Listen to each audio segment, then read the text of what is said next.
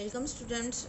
In this lecture we will see the question number 7 in our question bank. That is there is a discuss whether the following pair A B have a PCP solution or not.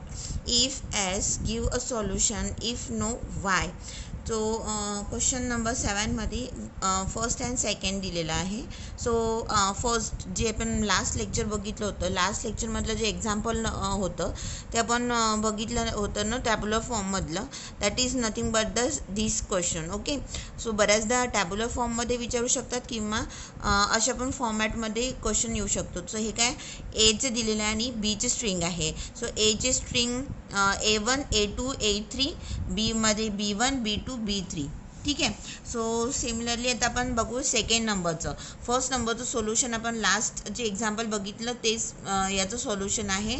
So it is in the form of a PCP solution. ठीक आहे. याचा answer काय ते first त्याचं yes येते. Okay. So second आपण बघू आता की सेकंड याचं काय येतो. सो सेकंडमध्ये काय दिलेलं आहे तुम्हाला ए आणि बी दिलेला आहे. समजा आपण याला टॅब्युलर फॉर्ममध्ये जर लिहितो म्हटलं A B then A1 B1 म्हणजे 2 अँड 3. किती स्ट्रिंग आहे आपल्याकडे 3 स्ट्रिंग आहे म्हणून 1 2 and 3. So what was the string of एचे A0 देन 0 1 1 देन 1 0 1 आणि बी साठी काय आहे 1 0 1 आहे देन 1 1 अँड 0 1 1. ठीक आहे. हा टॅब्युलर फॉर्मॅट झाला आणि बऱ्याचदा असं पण येतो आणि टॅब्युलर फॉर्ममध्ये पण येऊ शकतो. ठीक आहे. सो घाबरायची काही गरज नाही आहे. सो आता आपल्याला सोल्युशन कशा वेनी करायचं आहे ए डिवायडेड बाय बी. सो एला आपण काय म्हणू टॉप मोस्ट स्ट्रिंग आणि हे झालं बॉटम स्ट्रिंग. ठीक आहे. Bottom string. ठीक आहे. सो हे टॉप आणि हे बॉटम स्ट्रिंग झालं. सो याला आपण कशा वेनी लिहितो A divided by B. For example याच्यामध्ये काय आहे this are the A1 A2 A3 B1 B2 B3. So एमधले जेवढे पण असेल A1 A2 A3 equals to B1 B2 आणि B3. ओके. सो और we write in the form of A divided by A1 divided by B1 comma A2 divided by B2 comma A3 divided by B3. So आपल्याला हे सगळे कशा पाहिजे equals पाहिजे. आपल्याला जी पण होल स्ट्रिंग यानी जनरेट होणार जी होल स्ट्रिंग आहे दी स्ट्रिंग आर सेम 3. ठीक आहे. B3 तर ते सगळे स्ट्रिंग काय पाहिजे आपल्याला इक्वल्स पाहिजे असे. म्हणजे जी पण स्ट्रिंग मिळेल जनरेट होणार फायनल रिझल्ट टॉप आणि बॉटमची जे पण आपल्याला स्ट्रिंग मिळेल फायनलमधले ती इक्वल पाहिजे. जर जनरेट नसेल होत तर मग आपण त्याला काय म्हणतो देअर इज नो सोल्युशन. ठीक आहे. PCPचं सोल्युशन आहे का ते नाही आहे. सो आता आपण A1 आणि B1 तर A1 आणि B1 आपल्याला काय मिळतं 10 डिवायडेड बाय 1 0 1. ठीक आहे. हे फॉर द फर्स्ट जेव्हा आपण फर्स्ट म्हणू. ठीक आहे. Sequence number 1 then comma sequence number 2 काय येणार 0 1 1 divided by 1 1 that is the sequence number 2 आणि थर्ड कोणता येते 1 0 1 divided by 0 1 1 that is the sequence number of 3. ठीक आहे. सो आता आपण याचं सोल्युशन बघू. तर सगळ्यात पहिले जेव्हा आपण स्टार्ट करायचं असतो तर आपण काय बघतो स्ट्रिंग बघतो.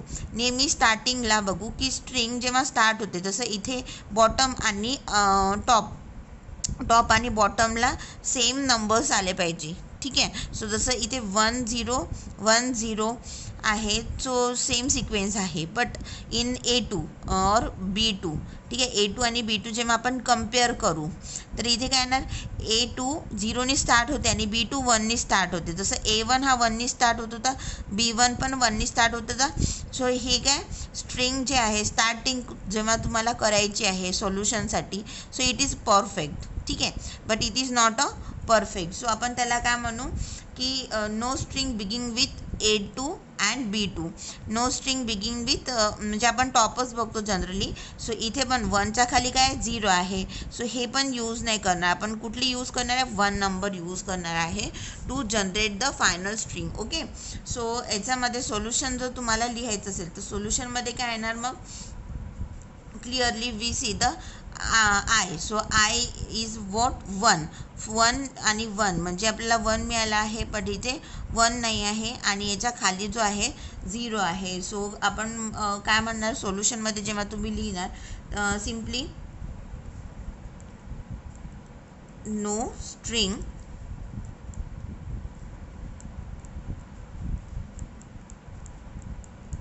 begins with A2 that is 0 1 1 can equal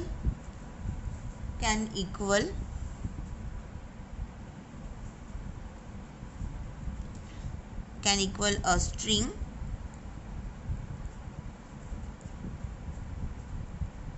beginning with B2 that is 1 1.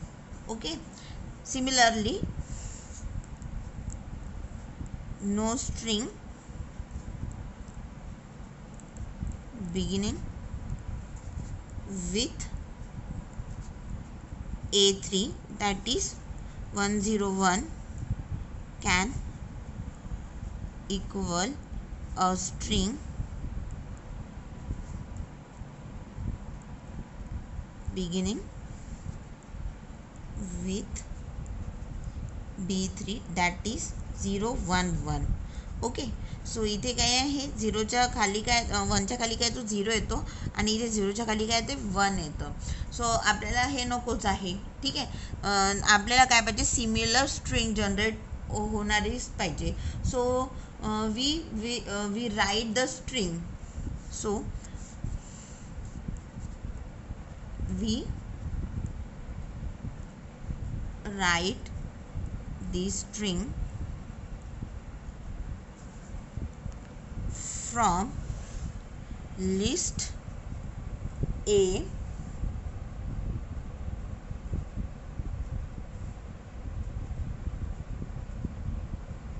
using A1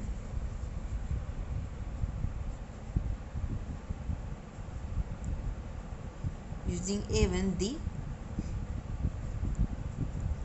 corresponding string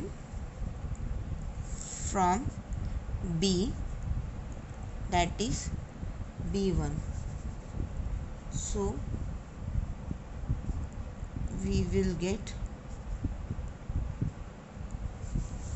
so आपल्याला काय माहिती आहे, आपण जेव्हा स्टार्ट करू 1 0 आणि त्याच्या खाली काय आहे, for the A 1 0 and for B that is 1 0 1. Okay, so we will get the extra 1 here. ठीक आहे, आपल्याकडे आता काय मिळालं, एक्स्ट्रा 1 मिळालेला आहे. So next to solve the extra 1. So आता हा 1 सॉल्व करायसाठी आपण एकदा आता सेकंड घेऊ का की थर्ड घेऊ, आता आपण परत बघू. सेकंड जर घेतलं तर मग आपल्याला इथे काय मिळत आहे, 0 मिळत आहे. सो 0च्या खाली काय होते, 1 होते. सो इट इज पॉसिबल नाही, हे काय होणार, रॉंग होणार जर आपण इथे 0 जर घेतलं तर. ओके, जर आता आपण थर्ड नंबरचं जर म्हटलं तर थर्ड नंबरमध्ये इथे काय आहे, 1 आहे. सेकंड नंबरचं जर म्हटलं तर इथे काय येणार, 0 येणार, 1 1 येणार. ओके, आणि त्याच्या खाली काय ते 1 1 येते. सो 1च्या खाली 1 आहे, या 1च्या खाली 1 आहे, पण या 0च्या खाली काय 1 आहे. सो इक्वल स्ट्रिंग पॉसिबल आहे का, so there is no chance to the equal string.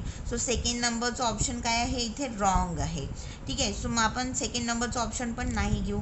मग आपण काय चेक करू, थर्ड नंबरचं option. Okay, we check the second number option, then we check the third number option. So third नंबरचं option काय, इथे 1 आहे, देन 0 आहे, 1 0 1 आहे, देन 0 आहे, 1 आहे आणि देन 1 आहे.